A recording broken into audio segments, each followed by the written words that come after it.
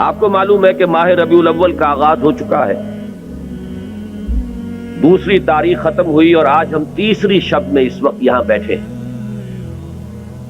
یہ ماہ مبارک حضور صلی اللہ علیہ وسلم کی سیرت مطہرہ سے ایک بڑا گہرا تعلق رکھتا ہے۔ حضور کی ولادت باسعادت بھی اسی ماہ مبارک میں ہوئی، اگرچہ تاریخ کے بارے میں اختلاف ہے۔ حضور کا انتقال بھی اس ماہ مبارک میں ہوا، اور وہ متفق علیہ تاریخ ہے 12 ربیع الاول اصل میں حضور کا یوم وفات ہے، اور اکثر محققین کی رائے یہ ہے کہ آپ کا یوم ولادت جو ہے وہ 9 ربیع الاول ہے۔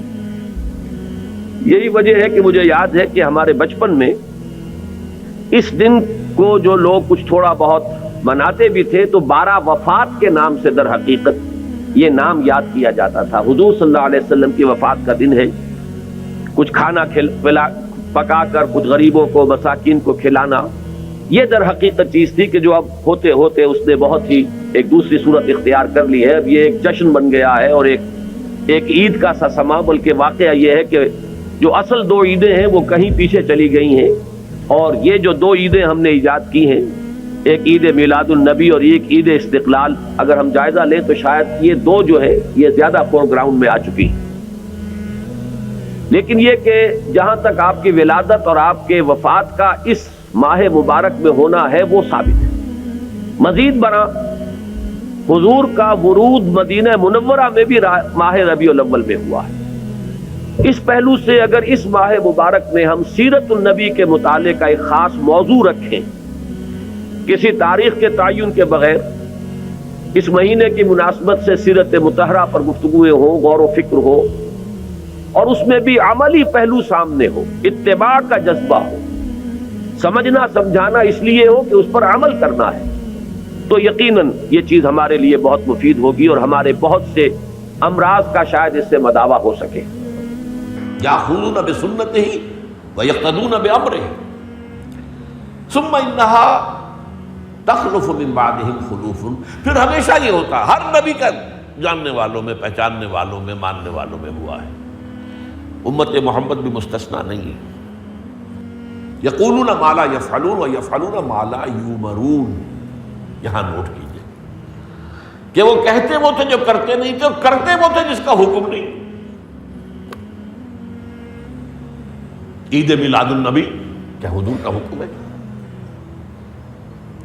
کیا اس کا کوئی ثبوت صحابہ سے ہے؟ کیا ہم صحابہ کے مقابلے میں حضور سے زیادہ محبت کرتے ہیں؟ لیکن تھا کہ معاملہ ما لا یؤمرون، جس چیز کا حکم ہوا نہیں اس پر عمل ہو رہا۔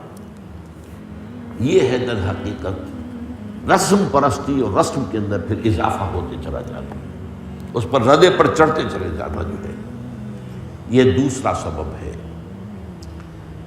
اور اس کا ایک نتیجہ جو نکلتا ہے وہ اسی پر بات ختم کروں گا، اگرچہ ایک اور حدیث جو ہے اس موضوع پر بہت اہم ہے۔ نتیجہ کیا نکلتا ہے؟ جہاں بدعت آئے گی سنت رخصت ہو جائے گی۔ اب نماز جنازہ کی وہ اہمیت نہیں ہوگی، نہ نماز جنازہ یاد کرنی ہے، نہ دعا یاد کرنی ہے، کچھ پتہ نہیں، جا کے کھڑے ہو گئے ہیں، وضو بھی ہے کہ نہیں ہے، لیکن قرآن خوانی میں تو جانا ہی جانا۔ یہ کیوں ہوتا ہے؟